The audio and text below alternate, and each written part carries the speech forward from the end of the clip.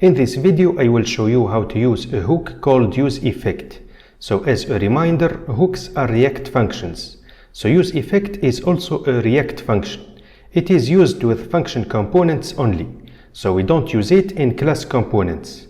So useEffect is very important because it allows us to execute a function only one time, or when the function dependencies are updated. So in this example, we have the product list component, which will execute these statements each time it is updated. So here we will read the data from the local storage and we will convert it into an array. Then we will pass this array to useState to initialize the products array. Also, we will display the date on the console for debugging purpose.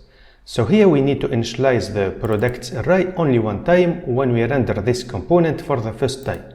So it is necessary to execute all of this code only one time.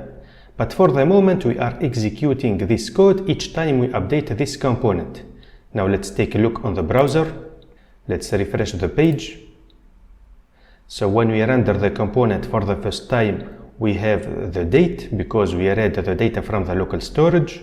Now let's create a new product to update the component. Then add. And we have the date again. So each time we update this component, we will read the data from the local storage and we will display the date. So now I will show you how to use useEffect. So in our case, we need to execute these statements only one time. So let's cut this code. Let's create a new function. Let's call it initialize product list. Then let's paste the code.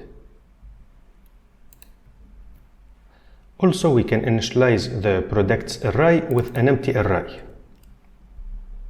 Then, after reading the data from the local storage, we can initialize the products using setProducts. So we have to provide setProducts with the array, which is stored products. Now we need to call this function only one time when we render this component for the first time. So we can use useEffect. Let's press enter to import it. And we can see that it has been imported. So useEffect requires two parameters.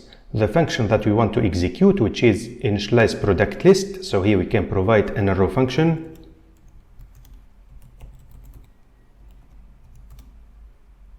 And the second parameter is the dependencies of this function. And because we need to execute this function only one time, this function does not have any dependencies. So we can provide an empty array. Now let's save the file. Let's refresh the page. So here we have the date because we read the data from the local storage for the first time. Now let's create a new product. Then add.